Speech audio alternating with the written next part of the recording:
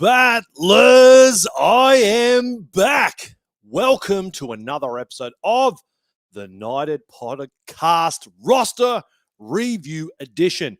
Well, the roster review is all about breaking down the squad and making sure everything is in the right place, exactly like our mates do at ABC Developments. Whether it's fixing up your beautiful home or building something brand new, they will make sure there are no weak links in your lineup. And you know what the best part, Battlers? The best part is it's as easy as ABC. So if you need quality construction work that will not leave you second guessing, hit up our mates at Above and Beyond Construction and Developments, because they will go above and beyond for you and will not drop the ball. Well, Battlers, are we in for another monumental show tonight? That's right. The Newcastle Knights in a Friday night primetime clash back home at McDonald Jones Stadium, taking on Ricky's Raiders. The Knights coming off a massive upset win against the high-flying Finns. Hopefully the boys are brimming full of confidence and they can bring that from all the way over from the western side of the country all the way back home into McDonald Jones Stadium this Friday, because they're going to need it, because the Raiders are a completely different beast. That's right, the second place Raiders. Who would have thought? We're standing here in round 17. The Raiders, a lot of people having bottom four, possibly wooden spooners, and they're well entrenched in the top four. They're sitting second, and they know exactly what type of football team they are. They are tough, they are gritty, and they are going to drag us into the mud, Ricky Stuart style. So look, plenty to break down in that upcoming clash. Not only that, we'll be taking a look at the night of news this week. We'll be looking at our player battle matchup, our grain-fed lock-it-ins, and I'll be answering your burning questions. So Battlers, sit back and get ready as we take a look at the Adam O'Briens and outs of this week's upcoming clash against the Raiders. Let's go! All right. First things first this week, Battlers. That's right. Round 17 marks Beanies for Brain Cancer Round. And we all know we all are here to support our good mate, Mark Hughes, unfortunately diagnosed with brain cancer back in July of 2013, and he's gone on to do remarkable things. One person every 5 hours in Australia is diagnosed with brain cancer, Lou. Did you know that? That absolutely blew my mind. That's crazy. I did not know that. Absolutely. 2,000 Australians every year. Kills more Australians under the age of 40 than any other form of cancer. It's so sad. Very sad. Very sad indeed. And unfortunately, only received 5% of federal government funding for cancer research. So this is a truly, truly worthy cause. Two-time premiership winning Knights legend Mark Hughes doing absolutely sensational things. So you can see me rocking this year's grey beanie. It's sexy. It's Justin sexy. said I love the grey colour looks good on you. Thanks, mate. Thanks. I rock any colour, but yeah, I do look good in the grey one. And right next to me here, is it lilac? Is that what we're calling this? A lilac colour? Yeah, I'd say lilac. Lilac. I usually go for the one with the pom-pom, but Lou got dibs on this one this year. So head on down. I think IGA, Lowe's. I think we grabbed ours from Lowe's, didn't we? $29. Shout out Lowe's Baval. Shout out Lowe's Baval. Get them online.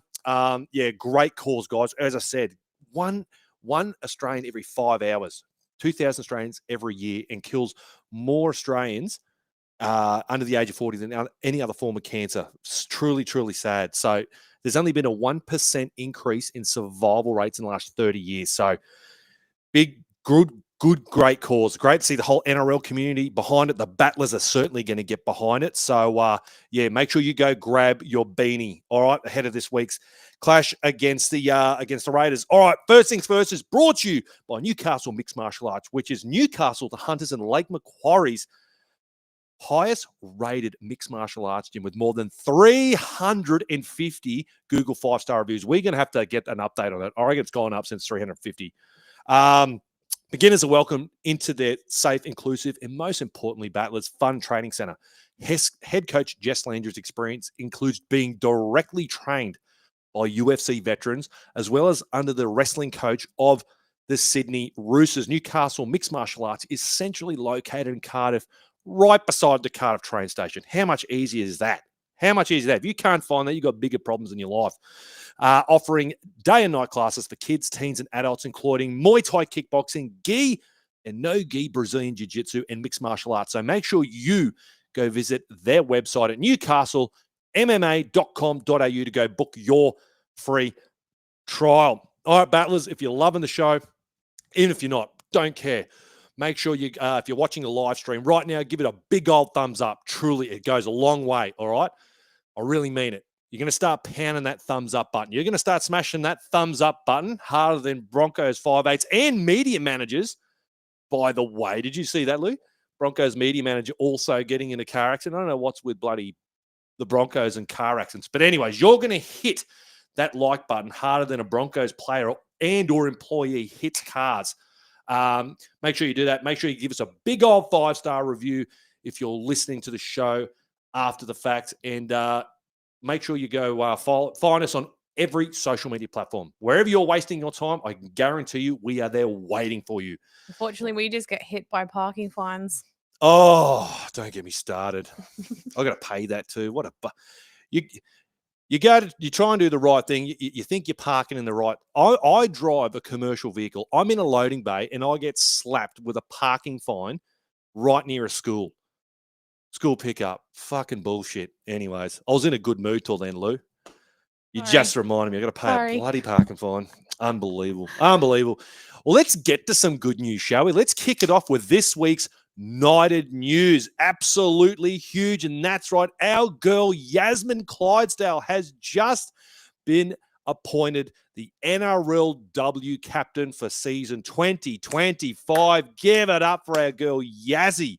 Yeah, the girls. Oh, yeah. Geez, this is getting me excited. The NRLW season right around the corner. But look, two-time premiership winner, two-time back-to-back Dally M back rower, 7 games for the Sky Blues, 7 games for the Jillaroos. Now, look, we've lost Hannah Southwell. We've lost Tamika Upton, Caitlin Johnson, just to name a few. So her experience she is going to bring to this team this year is going to be immeasurable, absolutely immeasurable. And she is by far the perfect choice. She's done it on, as I said before, all occasions. Premiership winner, Sky Blues, Jillaroos, the works. You know, you guys, look, let me take a little peek back here. Look at all my Yasmin Clydesdale cards. I am the biggest fan of Yazzie Clydesdale, and I couldn't be happier for her. Look at these cards. I'm going to have to get the do they do a captain's card? I'll have to have a look. Anyways, stoked for Yazzie. Very well deserved. Ever since she came to the club, she has just been immense for us. Immense. By far the best back rower in the comp still, I believe, and just performs on every level. So absolutely stoked for her and the girls. How good was the video, Lou? Did you see the video where Ben Jeffries drops the news and all the girls go berserk and Yazzie's crying? It's just so good. It's so good. Good, nice feel-good stuff. Absolutely well-deserved. Big fan of the Knighted podcast too, Yazzie. So we'll have to try and get her back on our captain there. So huge shout-out to Yasmin Clydesdale. Now, moving across to some not-so-good news, our boy Fletcher Sharp. More news coming out. I know we were talking about on the Sunday show. We had very limited information. What do we have? The lacerated kidney. Well, unfortunately, our boy will be remaining in the Perth hospital until the end of this week. Had surgery on that lacerated kidney and treated for a ruptured spleen also. So did you know, Lou, lacerated kidneys are a quite common injury in car accidents? That's how serious the injury is. All right. I couldn't imagine the pain he's in right now. Oh, so yeah, the didn't show any signs of it, but it wasn't until he was in the dressing shed, started getting some abdominal pains, and then rushed off to hospital. So thoughts with our boy Razor Sharp. Still very, very early days as far as when we can expect him back. I think it's pretty clear at this point it's going to be at least a month. Even that's very optimistic. I feel if you're going to have bloody surgery on your kidneys, I think you're at least looking at 6-8 weeks. I'm no doctor or surgeon, but you would think that that's probably somewhere in the timeline. Hopefully we haven't lost him for the year. That would suck. But let's hope for a speedy recovery for our boy Razor Sharp, because just what an absolute freak accident. Like, never heard of this. I know, just incredible. And it was so, why is it the most innocuous looking players just falling or whatever, and they get really badly injured from those. They seem to always be the worst, the most innocuous looking ones. His head would have hurt. Like, man, he made mad contact with the ground with Jeremy Marshall-King wrapping him up. But boy, oh boy. So, yeah, thoughts are with you, Razor. Hopefully you can, on the men soon, get back to Newey. As I said, imagine just the fact he's over in Perth too, of all places, like just stuck over there. So hopefully by the end of the week, this time next week, he's back home and resting up from that there. All right, that's enough for the night of news this week. Let's sink our rugby league teeth into our upcoming clash. That's right, the Newcastle Knights will be taking on the second place Canberra Raiders back home at McDonald Jones Stadium this Friday, 8 p.m. So let's do it. Let's dive into the team list that Adam O'Brien and Ricky Stuart have named ahead of our round 17 clash. Kicking it off with our captain, Kalen Ponga, back at fullback once more. 5'8". They pulled the trigger again. Jackson Hastings, that's right, filling in for Razor Sharp for his second appearance for the 2025 season. Jack Cogger will keep that number 7 jersey after a very, very good performance last week against the Dolphins. And Jaden Brayley once more at hooker. Moving across to Ricky's Raiders. KO Weeks at fullback there with a young 20-year-old Ethan Strange partnered up with the 31-year-old Jamal Fogarty. Talk about contrast there in age in the halves. And hooker Tommy Starling, the ex-Knight, the little fella. I don't think you'd even see Tommy Starling over this desk. I think he would dead set struggle. He would probably be here, Battlers, on camera. He'd be sitting about here, I reckon, Tommy Starling. Like Dickie Knee. He'd be a Dickie Knee, yeah, absolutely. But yes, Captain Kalen Ponga. Let's start there. I think we were all loving what we saw from Kalen right from the early stages last week against the Dolphins. I made immediate impact into the game. Was an absolute. You come up with some absolute clutch plays. What do I say? The plays he had set there with Brady Best, those couple of depth grubber kicks, was the difference really in the end. But it was just nice to see some other players rise to the occasion, and it didn't have to be just on Kalen Ponga's shoulders last week. So let's hope that trend continues, because how often have we seen it? If KP's not firing, the team isn't firing. Well, that's something that certainly changed last week, didn't it? We saw some other guys put their hand up and have a really, really good game. So let's hope that continues for our boy, Kalen Ponga. Now, Jackson Hastings coming into the team. We're going to see a far different Newcastle Knights outfit and attack. You couldn't probably get two more polar opposite type of players in the same position. Jackson Hastings, obviously not renowned for his speed whatsoever. And Razor Sharp, his game is primarily built on that elusiveness, the speed, all that stuff. So going to be very different. But I think we all really liked the game that we saw Jackson Hastings play against the Roosters, albeit I really thought he was going to play more that conventional first receiver sort of halfback role. But it went to Jack Cogger, and he was playing more of a running game. Thought he did some good stuff there on the right. Again, if we're going to try and get the band back together for the 2023 sort of mojo, well, Jackson Hastings was a big, big old part of that 10-game win streak. So who knows? Maybe having Dom and Jackson in the building might reinvigorate something. Who knows? So expecting a big game from him. Jack Cogger, again, I thought it was his best game ever for the Newcastle Knights. Saying at this time last week, he didn't have to try and win the game on brilliance and brilliance alone. He just needed to get those brilliant players that we do have, the strike weapons that we do have in the right position. So whether it's the kicking game, just organising the team. But he came up with some brilliant plays himself. Whether it was that massive cutout pass to Gags to quickly get it on the Dom, obviously picking up. They had they had him strip the numbers on that right edge there, and just some of the getting the ball and getting across to KP and getting him in good position. So let's hope that continues. Let's hope that that was the baseline for Jack Cogger. He can just keep building on his game, because there is something there. I know, I think we all been guilty of it. I've just got my mug on camera every fucking week, and I've had my criticisms of Jack Cogger. Some of it fair, maybe some of it is unfair in hindsight, but I think we can all agree he is an out-and-out 7, and hopefully, his game continues to get better and better.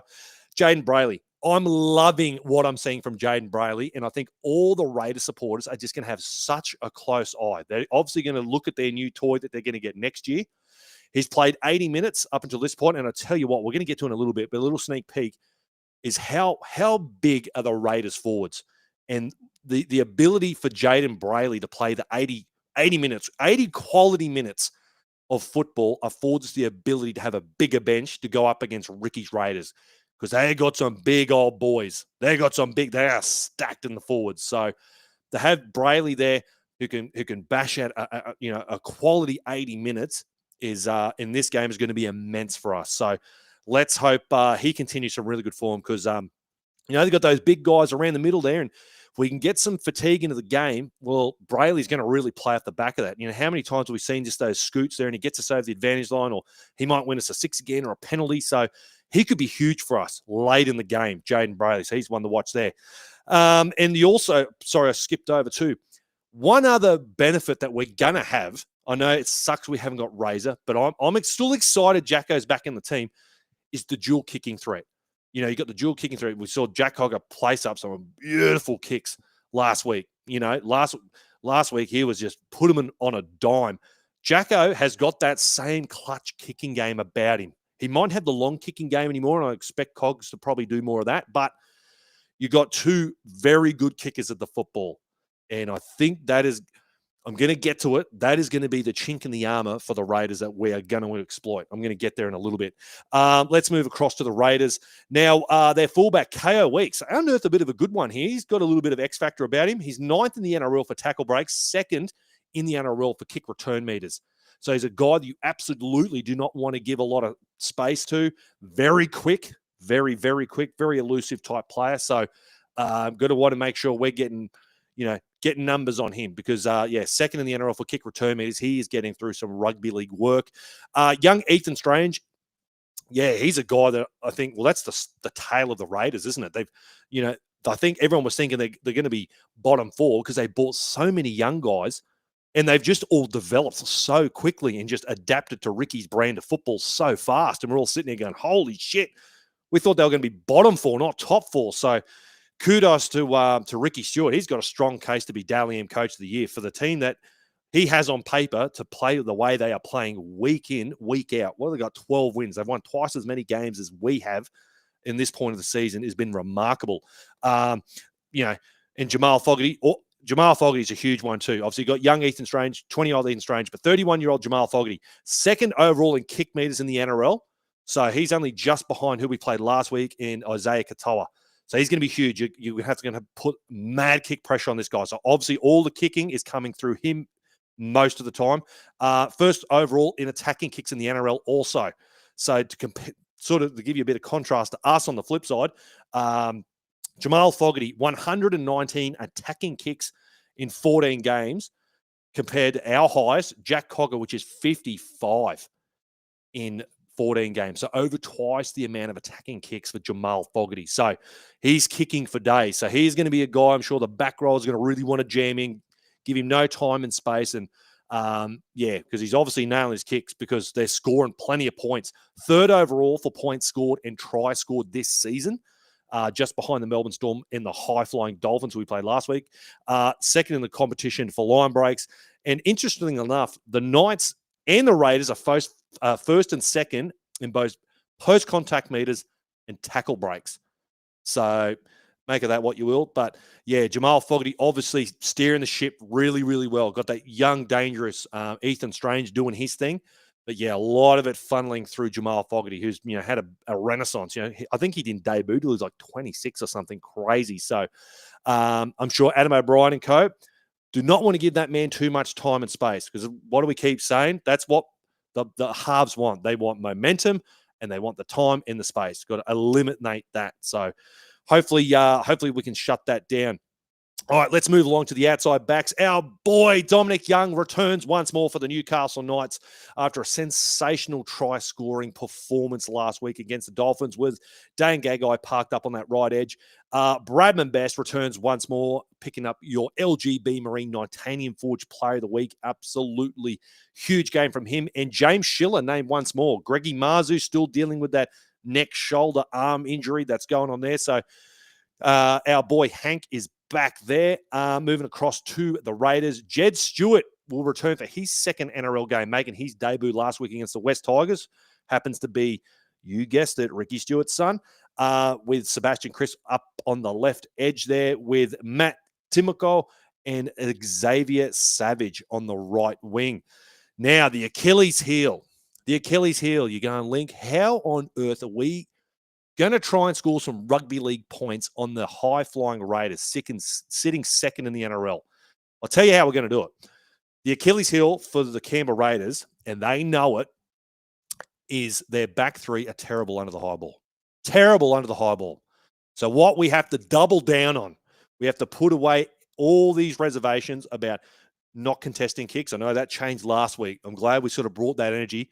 We are going to be contesting kicks for days. I want to see so many bombs going across to both Dominic Young, who's going to have young Jed Stewart, or going across to our boy James Schiller, who's going to go up against Xavier Savage.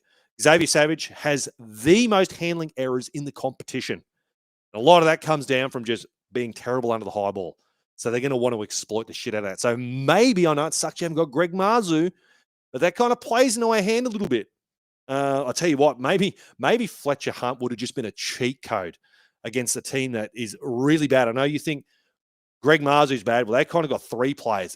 Kaya Weeks has had his issues under there too. They just keep inviting teams in from errors, from high balls from the opposition. So I feel like that is going to be an absolute area we're going to attack them with. It's going to be the high balls. And I said before, Jack Cogger, Jackson Hastings, you got dual, kicking threats. Unlike looking at what the Raiders are doing, everything's sort of more funneled through Jamal Fogarty. He is pretty much their prime kicker, where we've got more options. You even got Kalen Ponga, obviously. He's pretty good too. Fourth one, you've even got Phoenix Crossland, who put up that clutch kick.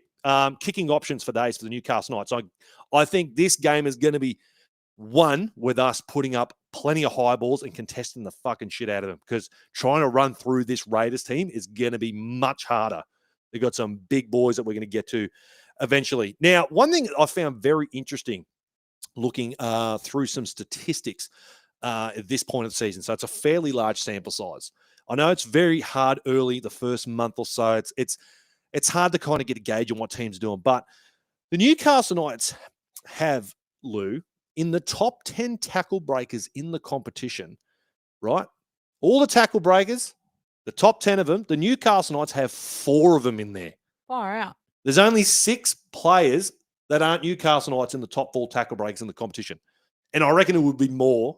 If Brady Best hadn't been injured, you can guarantee, I reckon 50% of the top 5 tackle breakers in the comp would be Newcastle Knights if Brady Best hadn't missed so many games. You got Dane Gagai, James Schiller, Greggy Marzu, and Razor Sharp in the top 10 tackle breakers in the comp. Now, we're breaking tackles, right? That's great. That's awesome. That opens up a lot of opportunities. It's what you want. You want to be breaking those tackles.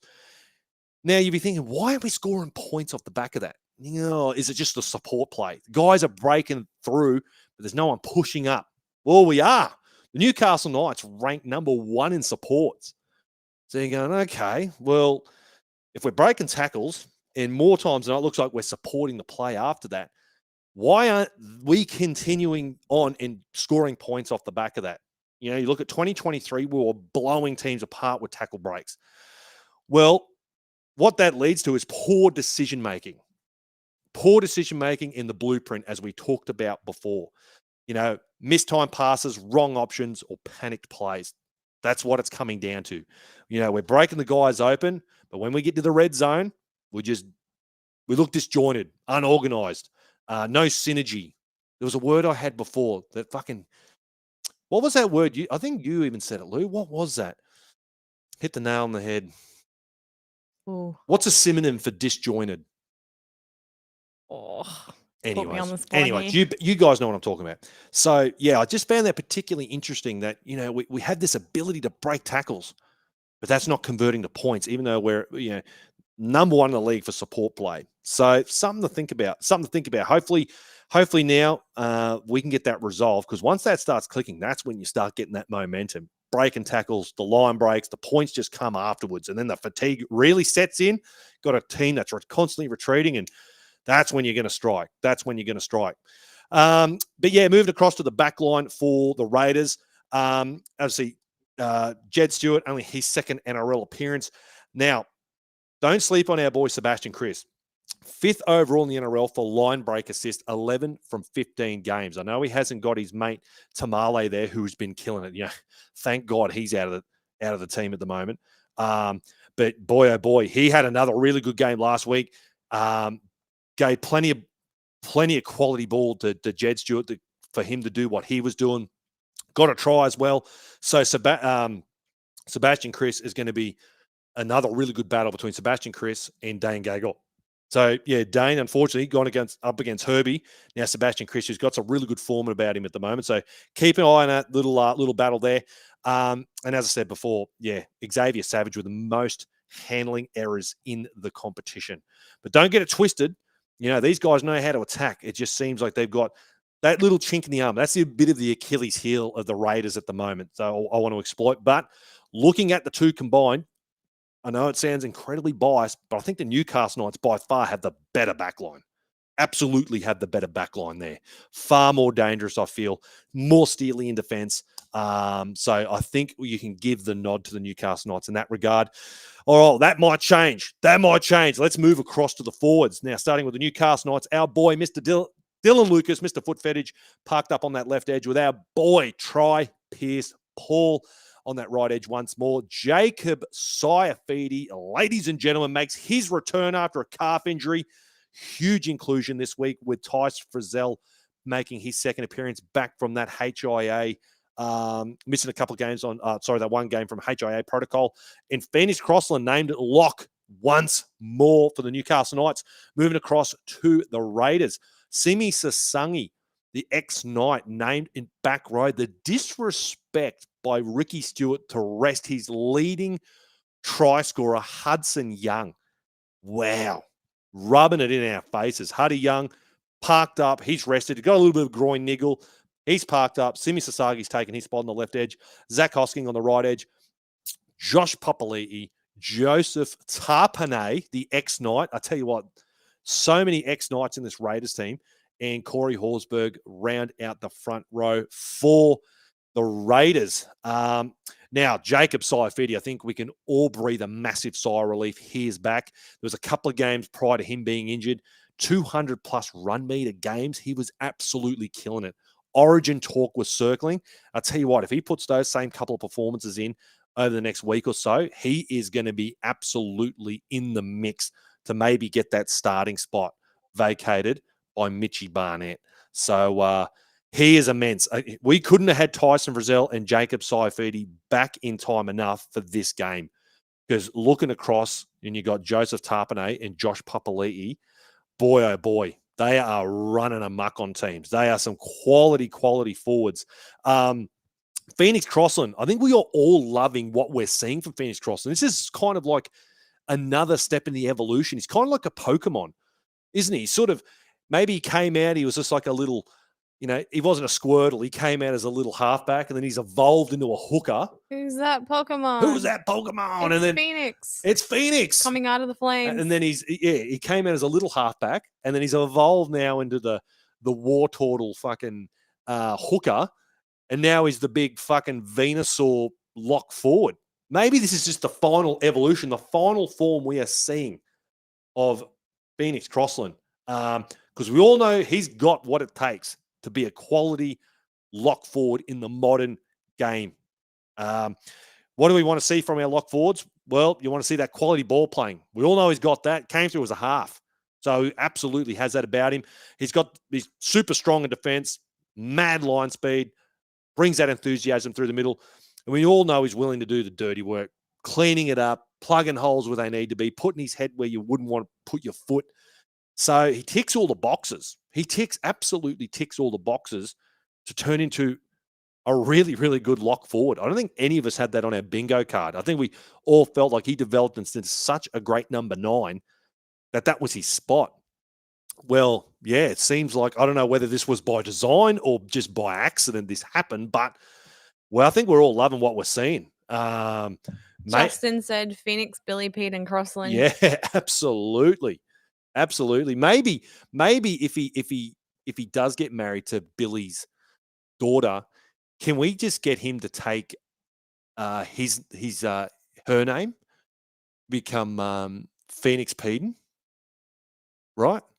Yeah. I know it's uncommon, but to have another great Peden back in the Knights at lock forward, I tell you what. It's happening more and more, apparently. Yeah, I think it is. A lot more sort of new age guys getting around, taking the missus' last name. Couldn't wait to change mine. Fuck it off. You're welcome.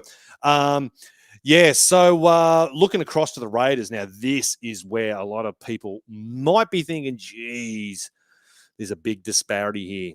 The prop forwards. I know, they're back rowers. They haven't got Huddy Young. I think we got him on the back rowers, but geez, they got some big boys. Josh Papali'i, the most capped Raider of all time. He is just killing at the moment. Age, much like Gags, is just a number to that man. Joseph Tarpany, if there was one night that I really, really wish hadn't have left the building, it's Joseph Tarpany. He is an absolute weapon. And then not only that, you got Corey Horsburgh, origin level type hooker. So then Raiders rank second in offloads. Joseph Tarpany 11th and Corey Horsburgh 17th. So offloads for days. Expect plenty of second phase play. So we're going to want to have numbers in tackles, wrapping that shit up. Don't want these big boys truck a nut. And then just before you try and bloody tackle them to the ground or whatever, they pop the ball out. Do not want that. Especially when you got a young, little old, what's his name? Tommy Starling sniffing around there. So we're going to want to be making sure that doesn't happen. So real big test. And that leads me to our big old player battle this week to keep an eye out on is going to be our boy Jacob Saifidi going toe to toe with Joseph Tarpany. So these, whoever one of these two boys can inspire the rest of their forward pack into a monster performance will go a long, long, long way to winning this football game. Hopefully, JSAF coming back just absolutely rips and tears, much like our boy Brady Best did on his triumphant return. If we get a similar-ish type of performance from JSAF, boy, oh boy, we can absolutely be in a position to win this football game. If we can beat them through the middle, I know it's much easier said than done. Because, they're sitting second for a reason. They're sitting second for a reason. And a lot of it's coming off these quality forwards that they've got. They're stacked. So, that'll round it out for the forwards for both teams. Let's move across to the bench with our boy, the match winner, Mr. Nitanium, Brodie Jones, Tommy Cant, young Jermaine McEwen will keep his bench spot, and Matty Croker finds his way from the starting spot onto the bench. Owen Paddy, another bloody young gun that the Raiders have unearthed. He'll be in their 14 jersey. Noah Martin, I believe he's making his debut for the Raiders this week. Morgan Smithies, the Pom, how much the Raiders love their Pommy players. And Ada Murray Otter rounds out the bench for the Raiders. I really like this bench. As I was saying before, the fact that we are afforded to carry a bigger bench in a game like this, I love, Brodie Jones, Tommy Cant, McEwen, and Croker. You're afforded the ability. This is why Brayley is so important, for us this week. If he can stay there and just keep doing what he's doing for that 80 minutes, as I said, we can carry that extra forward on the bench. Because you're going, as we were just talking about, Tarpany, Horsburgh, Papali'i, these guys. And then, Mariotta's no slouch, and Smithy's tough as fucking nails too. So really liking this bigger bench. We're not carrying that sort of utility type play this week. And again, when you got guys like Phoenix Crossland out there, gives you that versatility also. You can shift this guy around the place. So really loving what I'm seeing there. But young Owen Paddy, as I said before, they've unearthed a good one. I think he is going to be a future Origin player, this guy. Fucking weapon. So it'd be interesting when he gets himself into the game late in the game, around the big tide middles there. Might cause a bit of grief for the Knights, so one to pay attention for. But yes, to wrap it up in a nice little bow for you, the Raiders come into this game. They know what type of team they are. They know exactly what they are. Credit to Ricky Stuart. They are playing the brand of football they know they need to play, and they're executing. The Newcastle Knights on the flip side, we've talked about plenty of times. Defense, we're sound. We're golden, baby. If our attack was as good as our defense, we're sitting top of the ladder.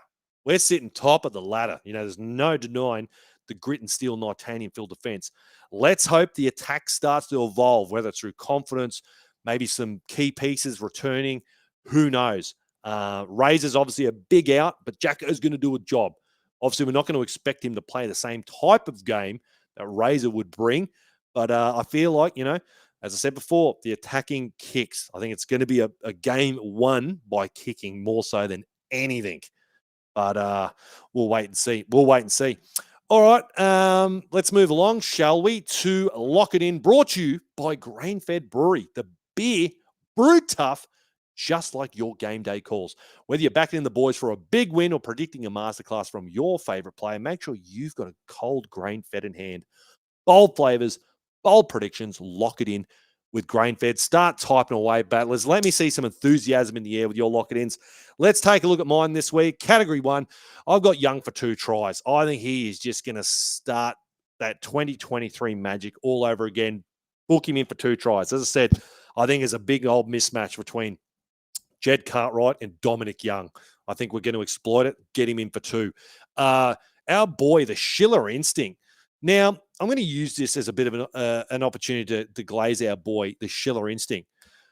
James Schiller is second in the NRL for line breaks and 6th in the league, as I was saying before, in tackle breaks.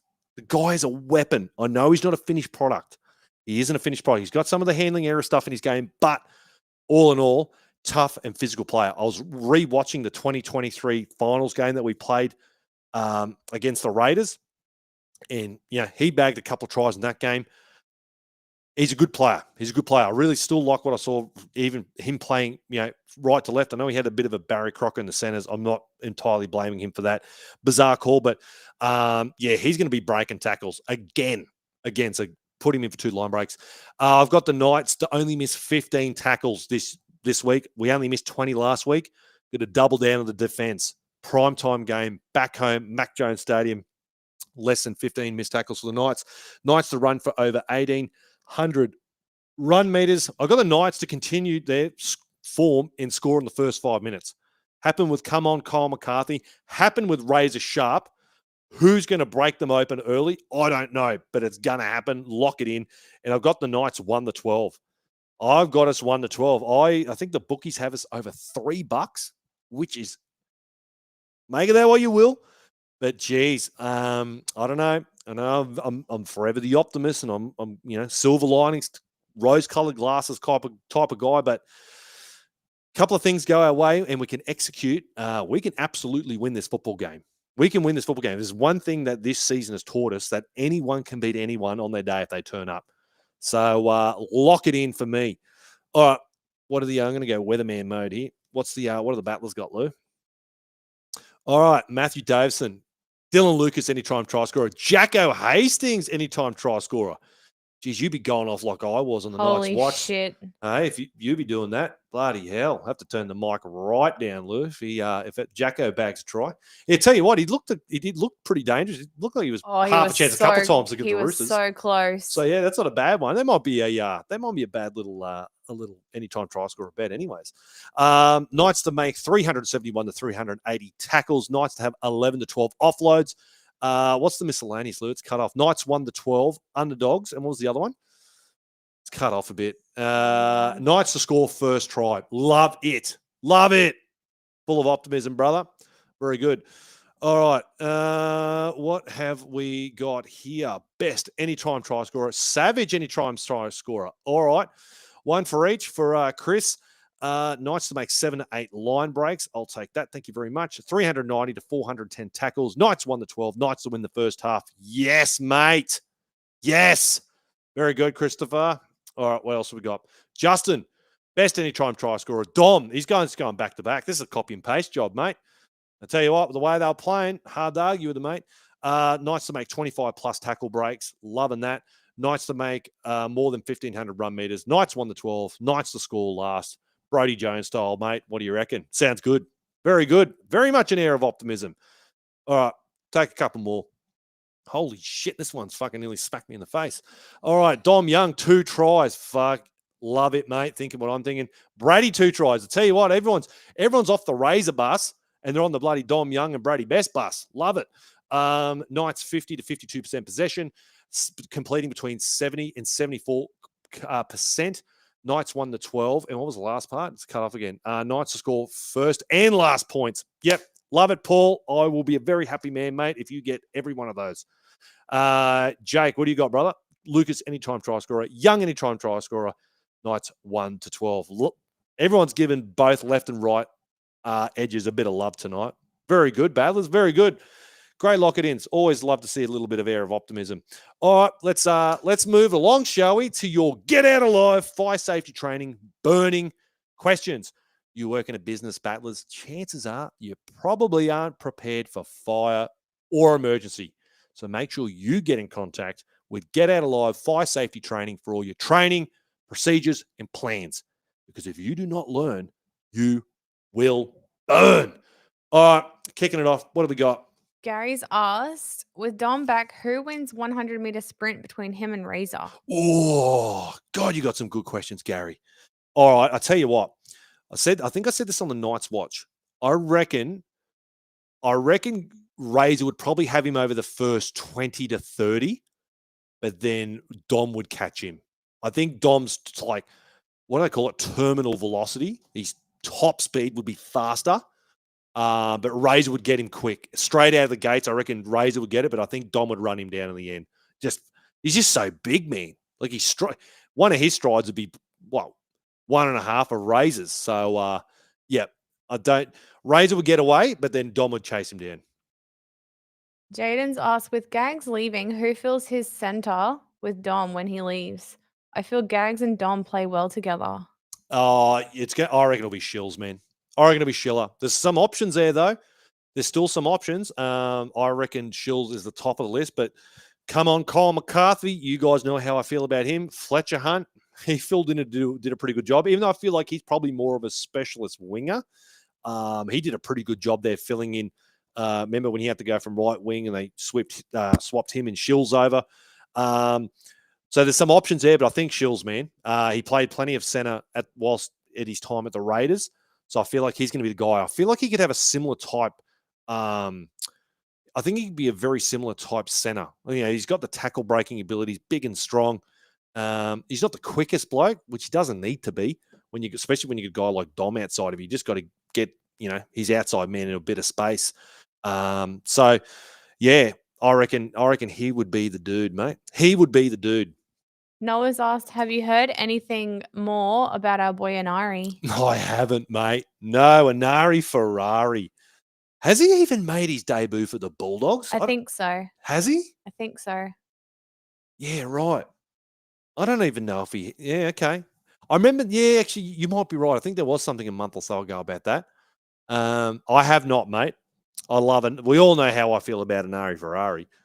One of the good ones.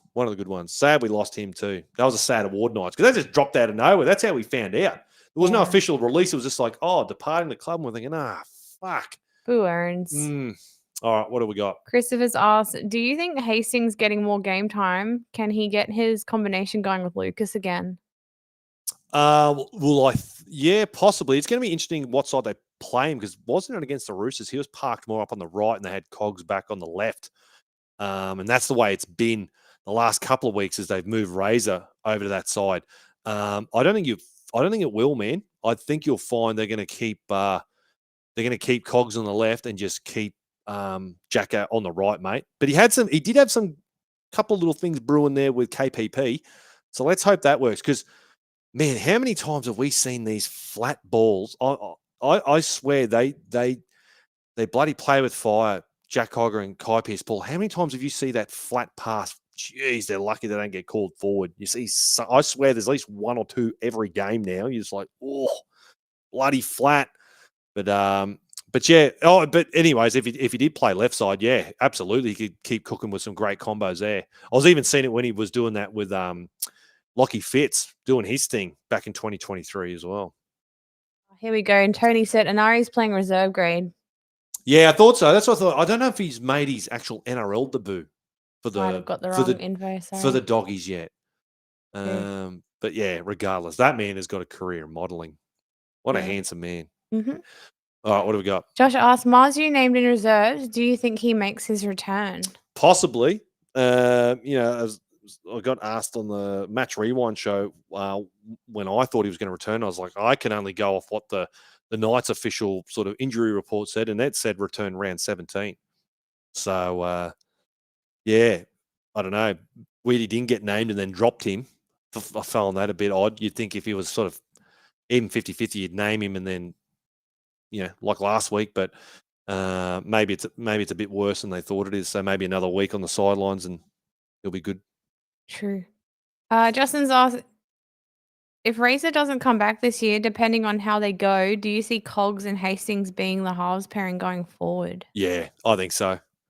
I reckon that'd be what you would do. Yeah, I guess that's, I don't know. It's the one tiny silver lining. It's one less guy to try and, work around. I don't know. I think you would. If it were me, I would just keep Jacko there. I think we're all sitting there thinking Jacko should be the guy for a while. It'd be interesting to see how Gamble went in Cup too. I didn't have a look at that. If you know, let me know. Drop a comment. If you watch the Cup game, how did our boy Tyson Gamble play? But yeah, Tony said Anari hasn't played. Sorry, I thought I saw someone say that he had, but I must have had it wrong. Sorry. Languishing in the reserve grade doggy system. It's gonna be a tough team to break into. Jeez, we're playing the second place team. Fucking doggy's sitting right up on the tippity top of the ladder at the moment. Cool. Have I extinguished all the questions from the battlers? There's no more questions. I've put them all out. I've done my job. Hey, no, do not take offense to that. If I don't get a lot of questions, it's because I've answered them all. I've literally bestowed some wisdom upon you and answered answer any questions or qualms you may possibly have, battlers. But yes, I'll be back parked in here Friday night with good mate of mine, Jesse, the Mad Raider supporter, owner of the Crushers Bar. This bloke, similar to what I built in the Night Bar, he's done for the South Queensland Crushers. And I'll tell you what, there's a bit of energy getting around defunct clubs at the moment. He's seen all the obviously the Perth stuff stirred it up and whatnot. He's got a little shrine dedicated to the South Queensland Crushers. His buttload of memorabilia. Our very first game we ever won in Queensland was against the South Queensland Crushers. You're actually going to try and find that game, and we're going to do a watch long. That would be cool too. So stay tuned for that. We'll be coming to you live about 7:30, I think, Friday night for that night's watch, and then obviously backing it up once more, breaking down the game in the match rewind on Sunday. But yeah, battlers, that'll wrap up tonight's show. I'm getting the Adam O'Brien out of here.